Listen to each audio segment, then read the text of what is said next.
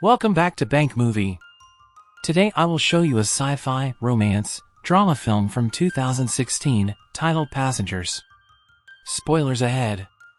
Watch out and take care. The interstellar spaceship Avalon can be seen traveling through space, headed to a colonized world called Homestead 2. All of its quarters are empty. The ship passes through an asteroid belt that's weakening its shields. Power is diverted to the main shield, but the ship is on a collision course with a giant asteroid.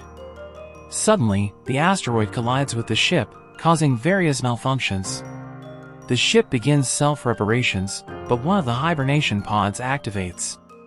The passenger awakened is Jim Preston, a mechanical engineer. His pod opens and an automated system helps with his awakening, telling him that he spent 120 years in suspended animation and that the ship is only 4 months away from Homestead 2. He's told that he will be able to spend that time enjoying the luxurious aspects of the ship. Jim receives instructions about his ID band, his cabin, and the primary activities he is to take part of prior to the arrival on the planet. Excited and nervous to meet the people on the ship, he gets ready, leaves his cabin and walks into an automated class mat for an entire learning group. Jim looks a little anxious, as the hologram explains the situation on Earth, calling it overpopulated, overpriced and overrated. It tells him to hold his questions to the end of the lesson, but Jim keeps asking why he's the only one there. He realizes that the hologram can't answer him and goes to search for other people. He gets to the main concourse of the ship. No one is there either, but an automated informational desk offers to help. Jim asks to talk to a real person and it sends him off to talk to a steward, but when he finds that no one is there too, he asks to speak to the captain. When he gets to the bridge, even though he doesn't have access to go inside, he can see that none of the main crew is awake either. Jim eventually goes to the observatory, where he finds out that the ship is actually 90 years away from Homestead 2. He realizes that he woke up too soon, so he rushes back to the concourse and sends a message back to Earth asking what he should do, because he doesn't know how to get back into hibernation. The communication system informs him that the overpriced call to Earth would take approximately 55 years to get an answer back. Jim is devastated. He walks around and finds the ship's bar, where he sees another person. As he's talking to the bartender, something seems strange about him. When he goes to get him a drink, Jim realizes that he's an android. It's called Arthur. Jim wants to find out more information from him, but he can't even explain to the android how it's possible for him to be there ahead of time. Jim wakes up in his cabin the next day and goes to the cantina, where he quickly realizes that most of the things on the menu are reserved for gold-class passengers only. He gets his plain coffee and tries to figure out how to fix his hibernation chamber. After he gets all the tools, he manages to get it operating and lies down inside of the pod. But nothing happens. Next, he decides to use the tools he found to get into the crew's hibernation chambers. That doesn't work either. Small malfunctions happen around the ship.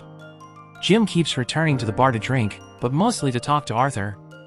The android gives him some advice that convinces him to break into one of the gold class rooms and try to have some fun on the ship.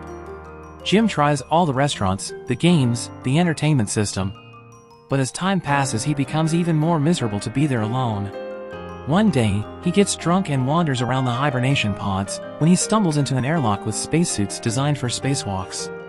Jim gets into a suit and goes to the airlock, pushes a lever and then the button to release the airlock door. Once outside the ship, he's mesmerized by the view. He's the only conscious human being experiencing that moment in time. Jim releases the magnets on his boots and floats in space, feeling devastated. He comes back inside, takes off the suit, but goes back to the airlock without it on. He pulls the lever, ready to end it all, but changes his mind in the last moment, runs back inside and slips on a bottle. Jim stands up and is instantly drawn to a woman in one of the pods, named Aurora. He searches for her files in the directory and listens to her passenger interview, becoming enamored with her. Later is seen sitting next to her pod, still listening to her interviews. Back in the bar, he's reading some of her work and is talking to Arthur about her writing. He becomes obsessed with the irony of his situation, going to another planet for a better life, waking up early and not getting there, and finding his perfect woman, only for her to be out of reach. Jim keeps thinking about her and starts getting the idea to wake her up too.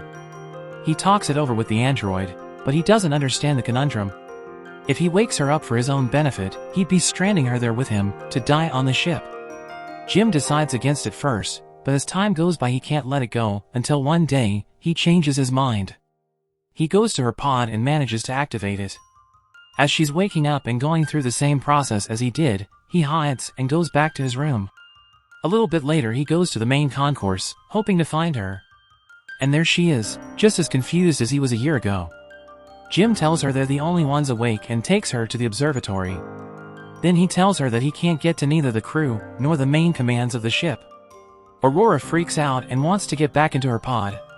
When they get to it, Jim explains that there is no special equipment on the ship that can help them get back into hibernation, effectively telling her that they're stranded. They go back at the concourse and he tells her that she should rest, since she just came out of hibernation. She feels sorry for him, having to spend more than a year alone on the ship.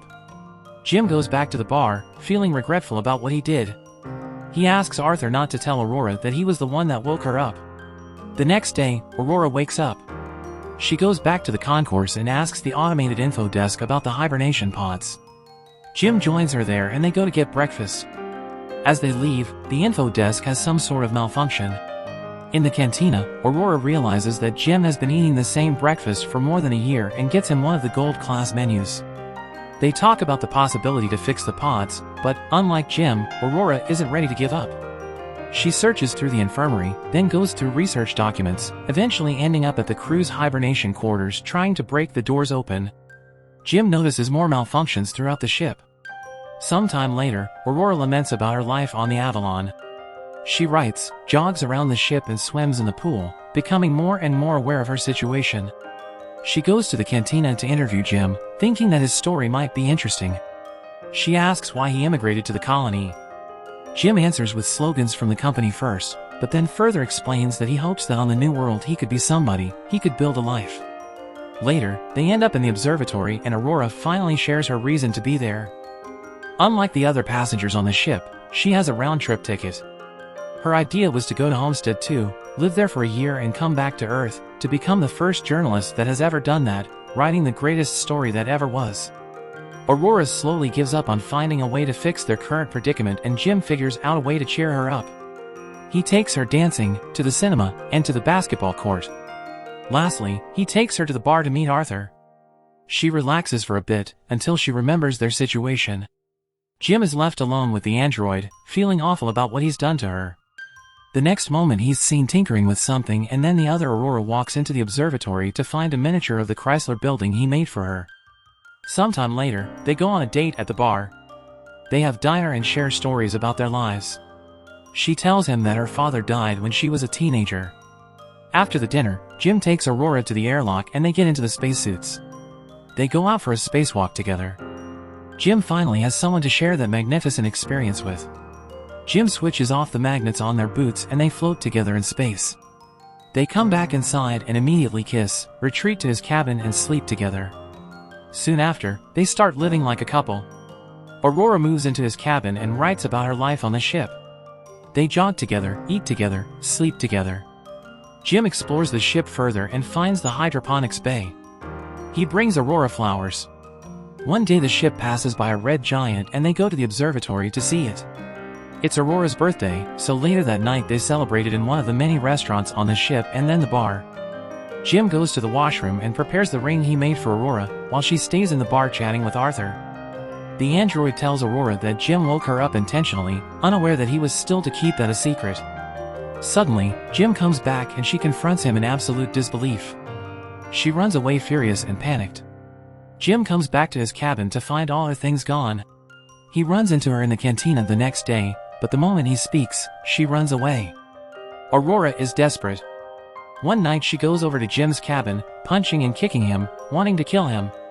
Talking to her over the comm because she keeps avoiding him, Jim tries to apologize and explain his actions to her. He tells her he fell in love with her, but Aurora doesn't care.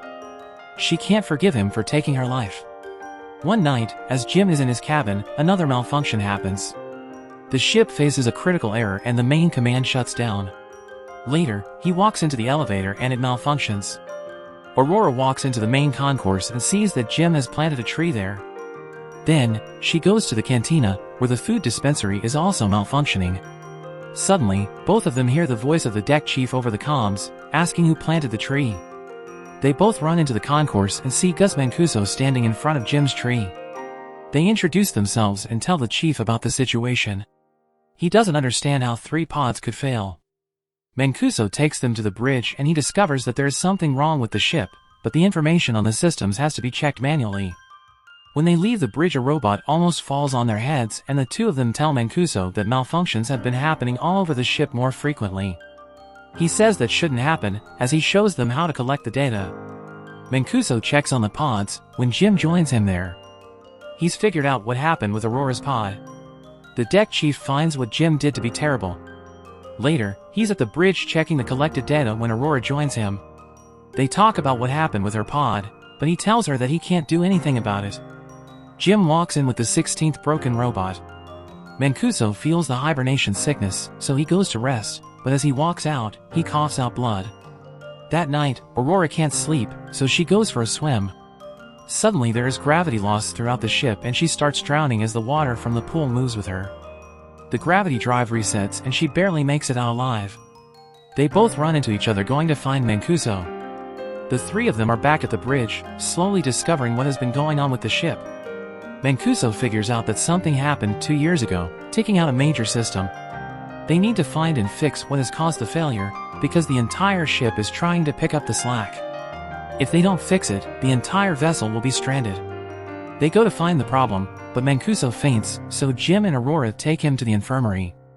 He's dying and there are no treatments that can stop it or prolong the time he has left. Sometime later, the 3 of them meet in the observatory and Mancuso gives Jim his ID bracelet, tells them to fix the ship and immediately perishes. Suddenly, the lights change to an alarming red and the ship starts shaking. Jim tells Aurora that he needs her help, and they run toward engineering, but there's another failure in the gravity drive. And immediately another one that afflicts Arthur as well. Jim deactivates him. They finally arrive in engineering and start looking for the problem. They find it in the power plant and as they open the hatch, Aurora gets sucked in. The asteroid has caused a breach in the hull in that area. Jim gets sucked in too, but he holds onto the hatch as it keeps closing on him. Eventually he gets sucked in too, but they quickly manage to seal the breach. Instantly after fixing that problem, Jim realizes that there is more than one breach in the hull. The 2 of them follow the trajectory of the meteor and find that it has hit the reactor control computer. Jim thinks he can find replacement parts for it. They find the part and change it, but the process of venting the reactor still fails. They do it manually, but it fails again. Jim figures out that he needs to open the vent door from outside of the ship, so they can cool the reactor down. Both of them go to the airlock and as he's getting ready to go out, he gives Aurora Mancuso's bracelet because he might not come back. She helps him with the suit and as he walks into the airlock she tells him to come back because she can't live on the ship without him. Aurora goes back to the reactor, where the temperature has hit critical heights. A bolt from the reactor propels into her arm, as Jim is getting closer to the vent from the outside and sees the door. The temperature rises in the reactor room, while he is trying to bypass the vent door to open it. He soon realizes that he'll have to manually hold the door open so the reactor can vent and he tells Aurora. She doesn't like the plan, but he goes ahead with it and tells her to vent the reactor. She doesn't want him to die and they argue, but he tells her that they have to save the other people and she vents the reactor. The process is successful, but the fumes from the reactor push Jim away and break his tether. The pressure in his suit is dropping too.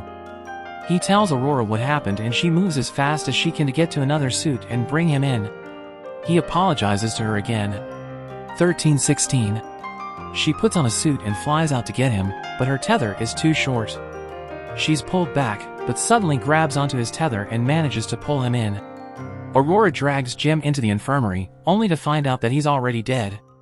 She uses Mancuso's bracelet to override the medical protocols and to resuscitate him. The medical pod does the work automatically and revives Jim. Aurora forgives him. Later, Aurora fixes Arthur and they give Mancuso a proper space burial. Jim takes her to the infirmary and tells her that he's found a way to use the medical pod as a hibernation one. He tells her to get inside the pod and ride out the rest of the journey in there.